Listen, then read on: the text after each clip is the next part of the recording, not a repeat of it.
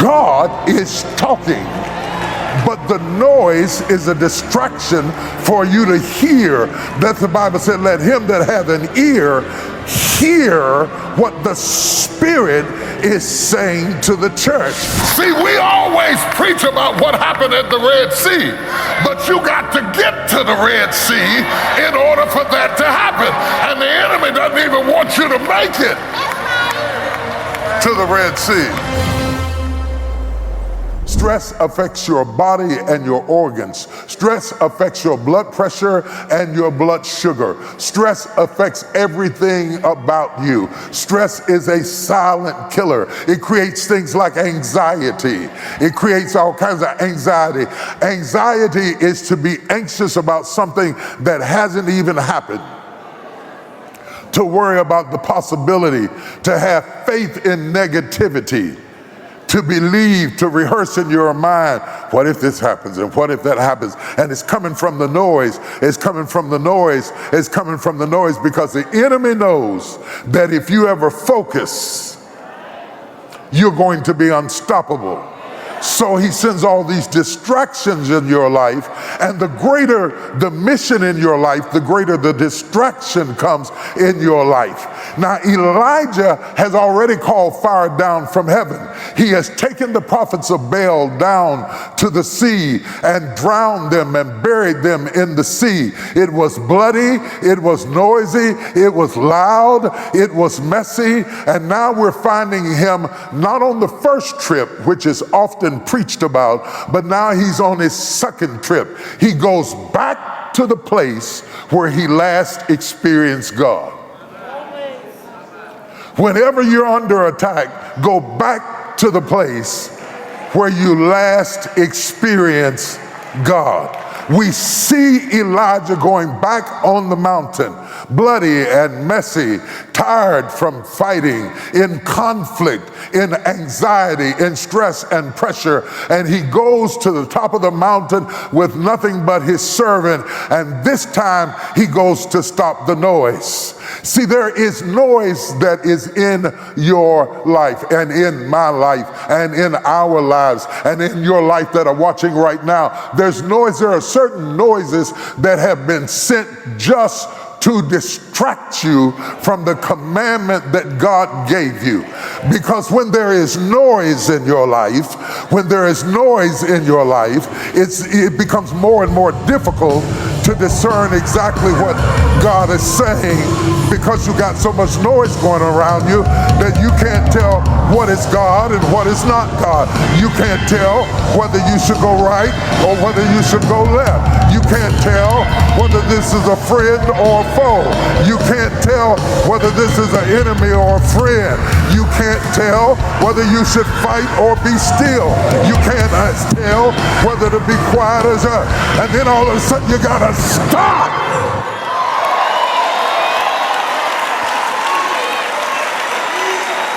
Shake your neighbor and say, take control of the noise. Stop it. Shut it down. Bring it to an end. Bring it to an end. You have the power within yourself to stop the noise. You have the power within yourself by God's grace to stop the noise. God didn't stop the noise. Elijah stopped the noise. Elijah stopped the noise by putting his head in between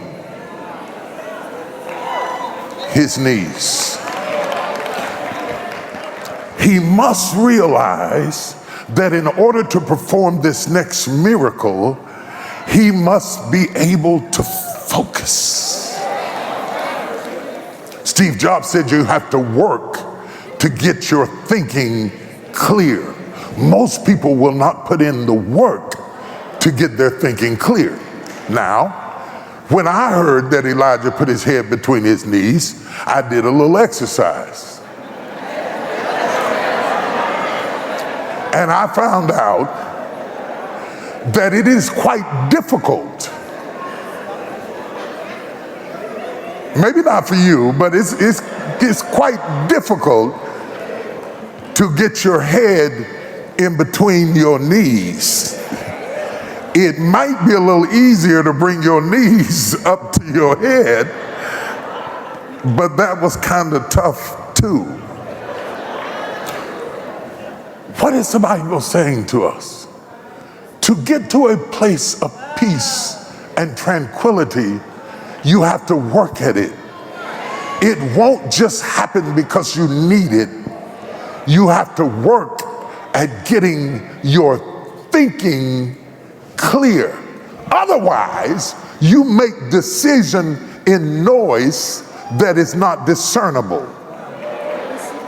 If you notice, while I was talking, it became increasingly difficult to hear what I was saying. Though I was speaking, you couldn't hear it because of the noise. You think God is not talking. God is talking. But the noise is a distraction for you to hear. That the Bible said, let him that hath an ear hear what the Spirit is saying to the church. But that will not happen if you do not stop the noise. Elijah goes up on the mountain and he has to do this. His servant cannot do it.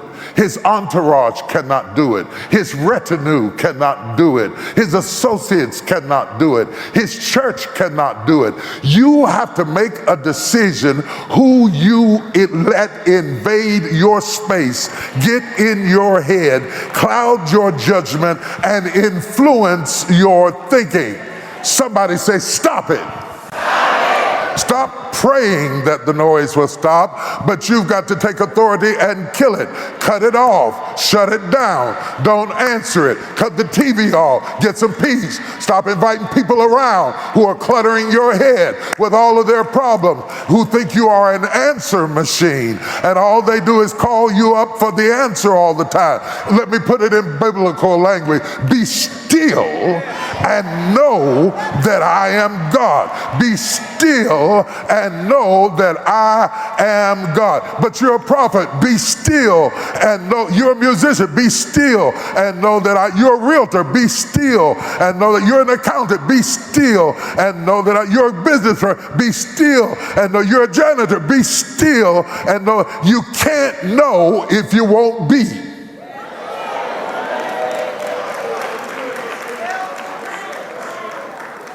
Be still. Now, he called fire down from heaven, but he did it with his voice. What brings fire won't bring water.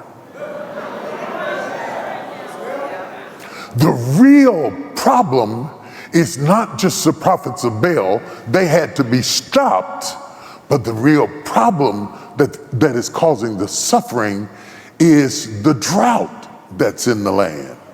He cannot fight and break the drought the same way he called down the fire. Tradition is a wonderful thing until it stops progress.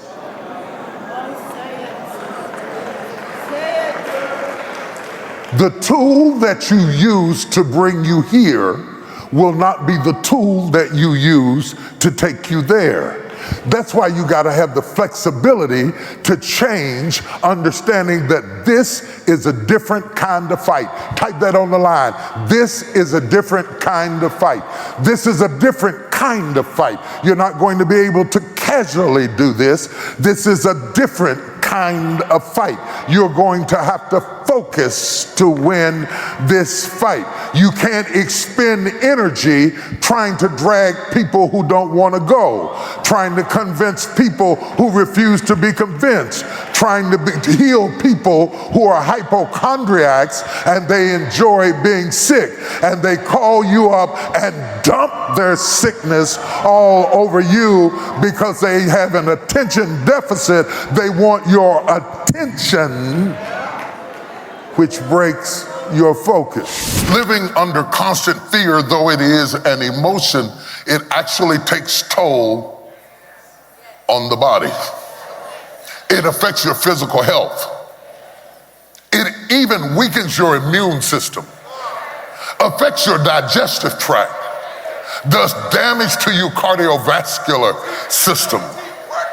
Fear does stuff that doctors can detect in the body that you have no reason to be sick, and yet your body is responding to something that the doctor cannot detect. They're just seeing the effects of fear on the body. Irritable bowel syndrome, all kinds of stuff happening to you.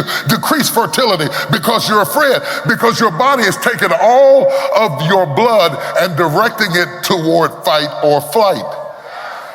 Increasing your sight so you can see, and your legs so you can run. The blood that normally feeds your body and your functions is fleeing because you are in fight or flight mode. So fear takes a toll on you because our primal instinct is to flee or fight. But fear doesn't just take a toll on your body, it also takes a toll on your mind. They call it amygdala hijack. It affects your mind. It hijacks everything. Your brain perceives everything differently when you're afraid. You can't trust your judgment when you're afraid. You see everything as negative when you're afraid. It affects it affects everything about your decisions when you're afraid. We used to call it paranoia. You're just paranoid. Is there anybody in here that's ever just been paranoid? The phone rings and you jump. Or you just feel like something is about to happen. My wife describes it as if feeling like a balloon is full of water that's about to bust up over your head, and you don't know who's got the pin. Anxiety. It affects everything. And if you're up under it long enough, it causes the brain, now hijacked, to remember certain things like how something smelt or sight or sound will take you right back to that spot. So you end up with post-traumatic stress disorder. It's over, but it's not over for you. And there are triggers that can take you right back to that space, and you will react off a trigger though the problem is gone. I want you to think about that, because I think what I'm teaching right now has destroyed more marriages and more ministries than anything we could talk about. It's not what's going on, it's that what is going on is triggered something that went on. Nobody ever got destroyed by hoofbeats. But the sound of the hoofbeats is a trigger and reminds him of the abuse of 400 years. And Pharaoh has actually hurt nobody, but they heard him coming and they were struck with terror. You have to be careful. We were singing a minute ago, the devil is a liar, and he is, but the lie can be a trigger. And when he brings up what could happen, and you remember something that did happen, it's almost as if it is happening. Oh.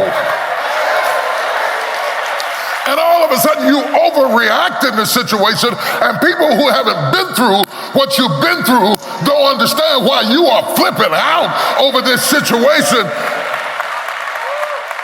But it's a trigger. And you're horrified. And it doesn't always have to be a horse coming. It can be a heartbreak. It can be a disappointment. It can be a lost job.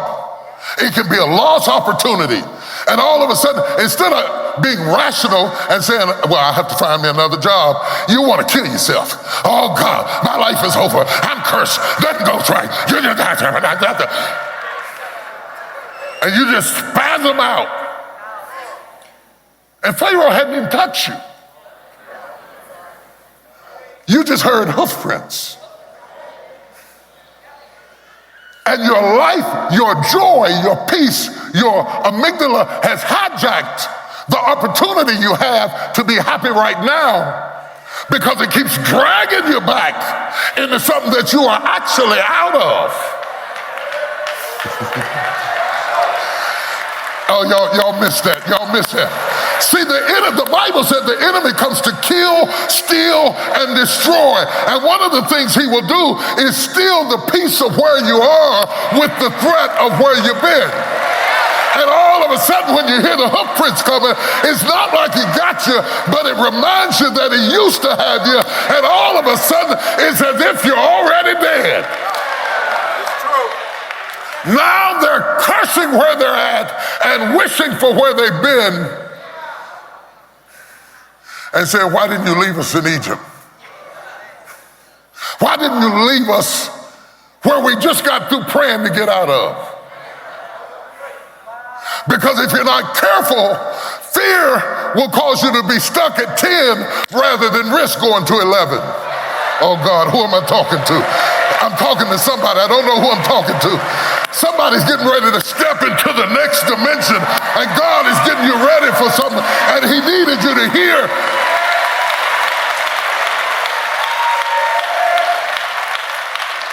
This message. Nudge your neighbor and say, don't get stuck.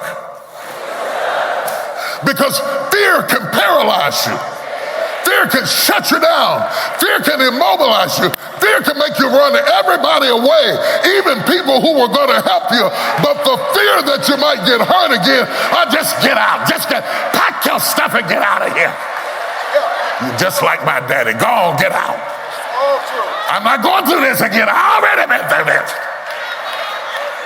And fear can make you drive away people who are trying to help you. And so there the Israelites are mad at Moses. Because your perception of who's with you and who's against you can be disrupted by fear. Fear of rejection.